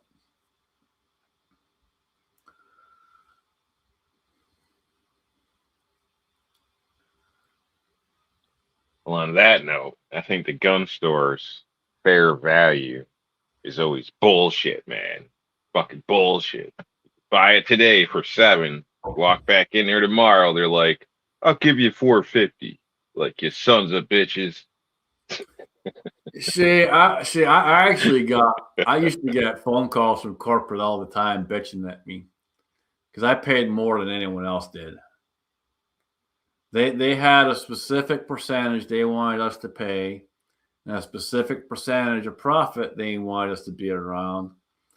And I would always pay more out, have a little bit less profit on it, but I would sell a lot more. So they'd always be calling and say, "Oh, why'd you only pay this for that, or why'd you pay this for this?" And how you should have paid way less than this. And I'm like, "Have you seen my sales? I'm like, I got repeat customers for a fucking reason." Yeah. I know I've traded a gun in once, as far as turned one in, put more money down. All right, did I put more money down? No, I don't think so. I think I got change back, but I've turned one gun in. Actually, I've sold two, I think. But in doing so, I took a loss. Like it's just never seemed. It Right. seems You're like the always way to sell a gun is private. That's the only goddamn way to sell a gun well. that You're you're gonna get always your value out of it. you're always gonna take a loss if you take it to a store because they got to make profit on it too. So you're always gonna take a loss. It's how much of a loss are you really taking, and how fair are they being with you with the appraisal and condition and everything. That's what you gotta look at. I do appraisals for people all the time, and it's trying to be as fair as possible with people and get people to understand. Look, I'm looking at these certain things and these factors, and this is what comes into play. And then once I break it all down for them, they have a better understanding of why that price is what that price is. So it's the problem is so many places don't do that. All they do is go look it up in the computer and go, "Oh, I can pay you this," and throw you a low ball fucking number instead of actually doing some homework and being fair with people. Like I would never ever take one to a pawn shop ever. I would never trust selling one to a pawn shop because they will fuck you left, right, and center. Guarantee it. I believe that. I just would I never do so. kind of treat it how I used to treat like video games back in the past. Like get a game and didn't like it, you try to go back and get something different. And they want to offer you like $10 store credit or something on an $80 game. It's like that, it's like, do I look like a crackhead to you? I mean, what the hell? That's kind of the way the impression I get or feeling from it. So I pretty much research the hell out of everything now and just commit to it. I'll own it till death, whatever, or give it away. But I'm not going to take it in the ass to sell it. Like Right. I can't do it. I think it's crazy. I'd sell Right. something to a friend or whatever, but I expect fair value. And I understand the gun shops are middlemen, so they're gonna need, like with anything, there needs to be a little wiggle room for them to make some money. But they always say it's like, oh, I only make like 100 off a gun or blah blah blah. But when you go in and see the a gun in a case the next day, it's more than $100. They're always telling you one thing. And seems like they're getting a bit more out of it. So at least in New York. You got to take certain things into factor too. So I never really. I mean, I would tell people sometimes, hey, this is what I'm going to sell it for. And I'd be straight up front with them. They walk in the next day, that's what they see. I wouldn't lie to people. If I'm going to tell you what I'm selling it for, I'll tell you what I'm selling it for. I'm not going to lie to you about it. But you got to remember there's certain factors in there too. So you got your overheads and all the rest of it. So there's a lot of different things that come into play there. But they should be honest with you. If they're going to tell you, hey, I'm selling it for this, that's what they should be selling it for. Not everyone's honest, unfortunately. That's something that you got to deal with. The gun world is unfortunately horrible for that. There are a lot of people out there just looking to screw you over one way or another. It's a dog eat dog world in the firearms world for sure. Especially in the used gun market, you got to know your stuff, know what you're looking at. Especially if you're going to gun shows and stuff like that, and you're trying to buy from a gun show, you better know what you're looking at and have a good idea, because you'll get screwed over real fast at the gun show. So with that being said, we're right around time. We'll start going through the room. Rob, what you got going on, man? Anything? Not a damn thing. Thanks for joining us. Happy Father's Day out there to all it applies. And yeah, eat a salad and keep kicking ass. All right, appreciate you, man. Battle Beam, what you got going on, brother? Not much, man. Thank you guys for having me here. I always appreciate the invite. Sorry I'm not always able to make it, but this time I wanted to make it. Just want to wish a happy Father's Day for all the men that stepped up and raised their children. Good luck to you guys. You guys are awesome. That's pretty much all it, man. Eat your salad like your outcast says. Drink some water. Fine. That's all we got. Awesome. Good seeing you, man. Appreciate you being here. Always nice to have you.